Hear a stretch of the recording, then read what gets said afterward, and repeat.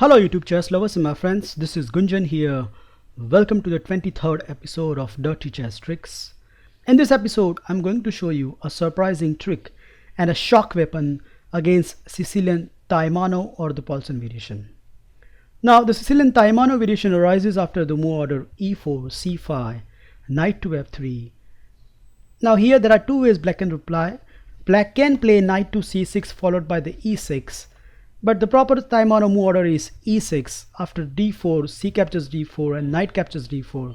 Now black plays knight to c6. So in other words, it is avoiding some bishop to b5 lines.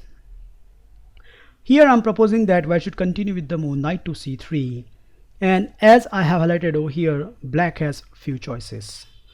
Amongst them, queen to c7 is absolutely mainline, but we should see what's wrong with other moves.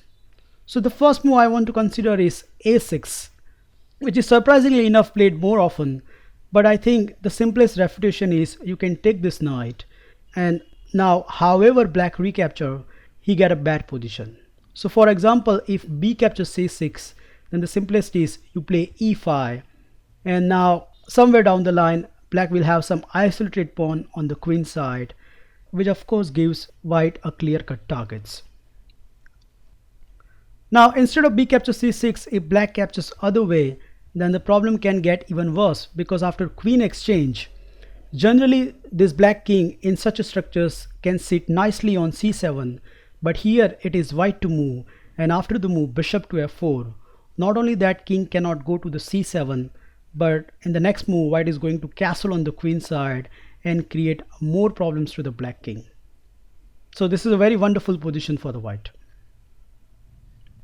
The second move knight to f6 have some problems, because here by force white can transpose line into the Sveshnikov variation. Yes, absolutely right. So here white will continue with the move knight to b5.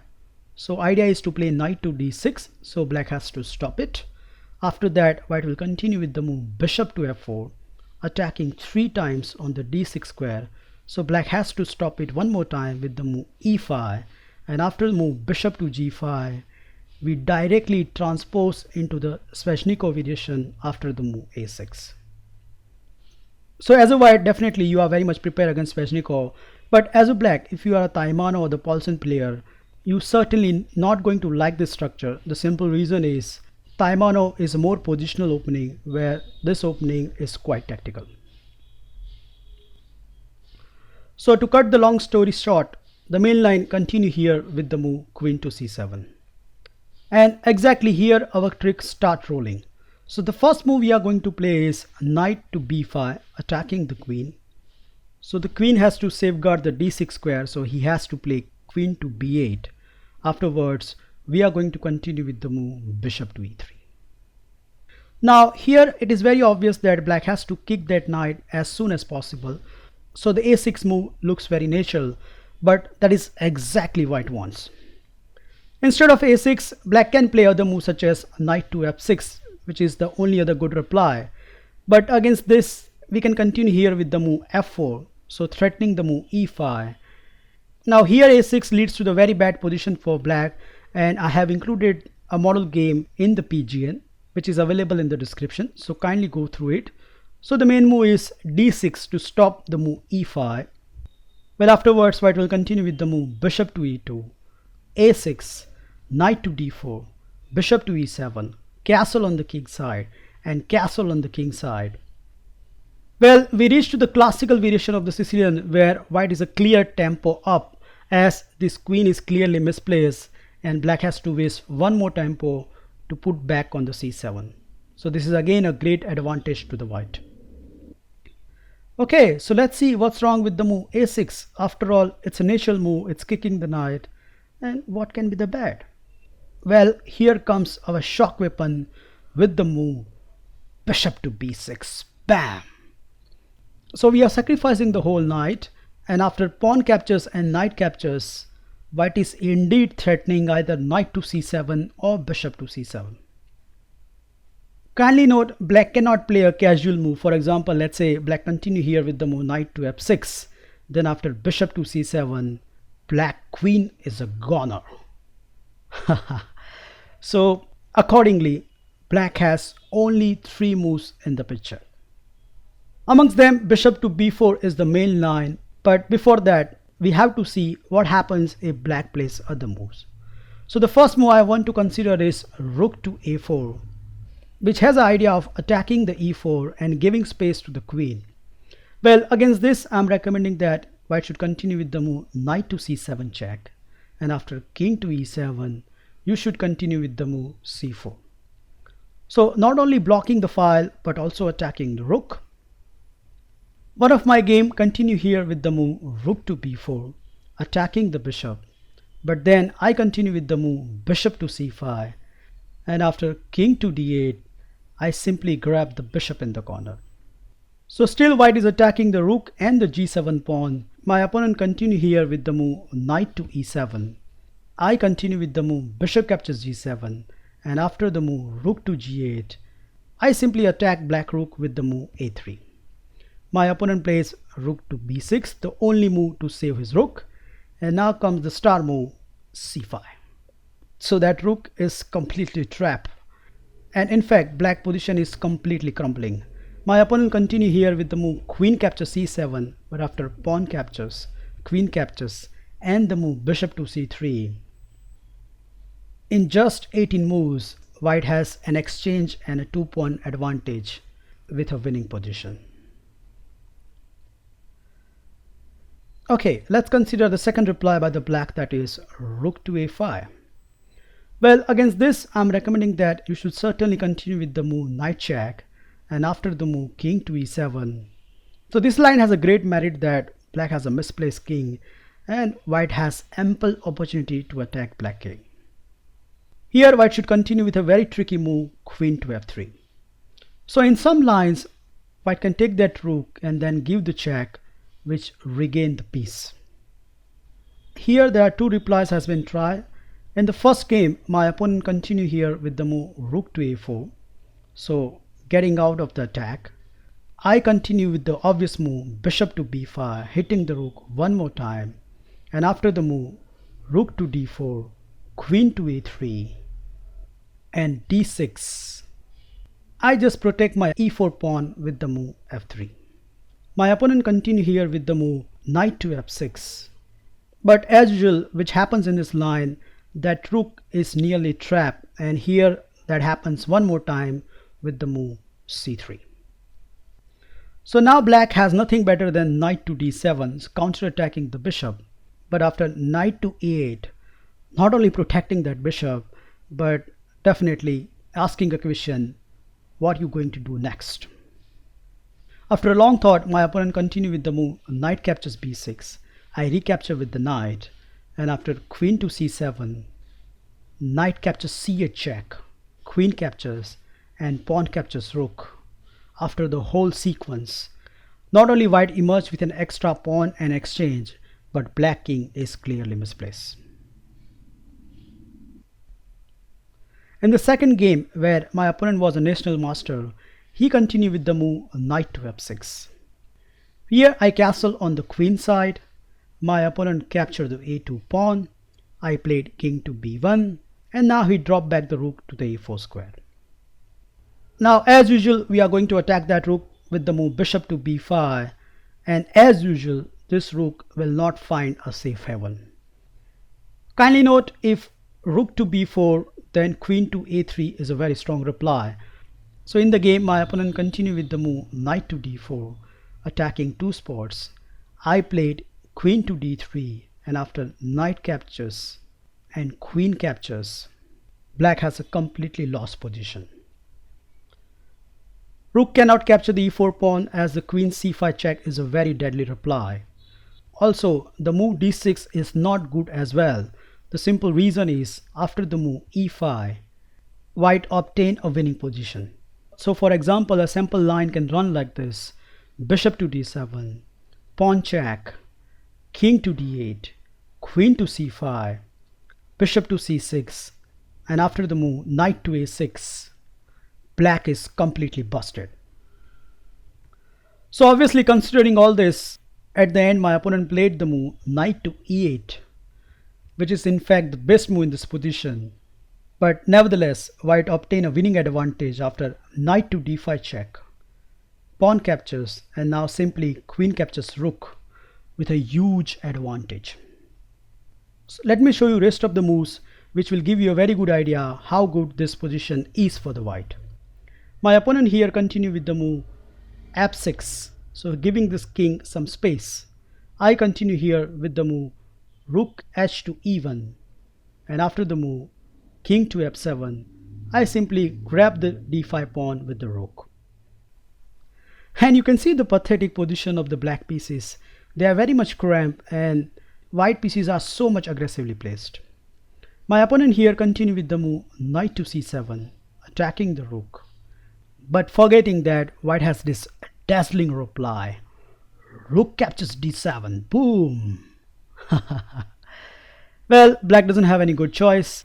After bishop captures and queen captures, not only white is a clearly 2-pawn up in this position, but black has a very shaky king. The game continue here with the move bishop captures c7, queen to c8, trying to exchange the queen, but I simply keep my attack with the move queen to d5 check, king to f8, and now bishop to g3 gives white a tremendous entertaining and fun to play position.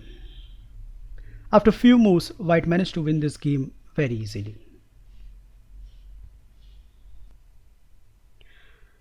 So with this, we come to the final critical move by the black, that is bishop to b4 check. And after the obvious move c3, black's idea is to play bishop to a5. Where here white has nothing better than giving this check, and black reveal his trump card after queen captures c7. The forcing sequence continue here with the move bishop captures, and after bishop captures, black can argue that he has a 3-piece for a queen and a pawn, which generally a good trade, but not in this case. The simple reason is, first of all, white has this move queen to g4, attacking g7. If king to f8, then I have included a game in the PGN where black position is very cramped, and later on he has to play g6 and king to g7, which is a waste of some moves. So instead of that, best move here for the black is to play g6. And now I'm going to show you a model game which will highlight how white should continue in this situation. This is a game from the Russian Championship where the white player is rated 2542 GM Vorobio, and he's playing the black player Bastrikov, whose rated is 2475. Here white continue with the move bishop to d3. Idea is to castle as quickly as possible. Black continue here with the move knight g to e7, and white castle on the king side. Black does the same, and now the important concept which can be highlighted in this game, that is a4. What white needs to do in such a scenario is cram these minor pieces and then slowly building up the attack, and this is exactly we are going to see in this game. Black continue here with the move d6, probably threatening e5, so white continue here with the move queen to e2, and now black try to unravel his pieces with the move bishop to d7. No matter, here comes our expansion on the queen side with the move b4. So now white is all set to cram black on the queen side. Black continue here with the move rook f to c8, but after the move a5, it is tremendous that even though black has few pieces for the queen, those pieces are sitting on a very funny squares. Finally, black decided to open up the position with the move d5, and white ignore it and continue his assault on the queen side with the move a6. Black blocked the thing with the move b6, but later on it turns out that this is a big mistake. Now white, who has space on the queen side, decided to switch his attention on the king side, and he played the best move in the situation, that is f4. Black continue here with the move rook to e8, and white block on the king side with the move e5. Black tries to unravel his pieces with the move knight to a7, but again white put a stamp on the queen side with the move b5, still not giving any access to these minor pieces. Black plays bishop to d8, and now slowly white wants to open up the position with the move c4, so he first prepare it with the move rook to c1. Black continue here with the move rook to c8, and after c4, pawn captures and rook captures. White has set up a very important tactic, and in fact black straight away fall into it. At first sight it looks like bishop captures b5 is a great reply, but I wonder if you can spot White's amazing idea. Kindly pause the video and find out a sequence where White obtain a decisive advantage. Okay, I hope you find this wonderful sequence, that is rook captures, bishop captures, queen captures, and after knight captures, queen to d7, black has to save the rook with the move rook to f8, and white has successfully keep blocking minor pieces out of the game. Now comes the second important phase of the game, where white start attacking black on the king side with the move g4. Black continue here with the move b5, so he desperately want to get his piece to be activated, but I think it's too little too late. White attack crashing through on the king side with the move f5. Black give this check, white played king to h1, and now he decided to capture one pawn, that is e captures f5, and after g captures f5, he tried to block the things with the move g5, which in fact doesn't turns out very well, because after the move f6, white obtained a winning edge.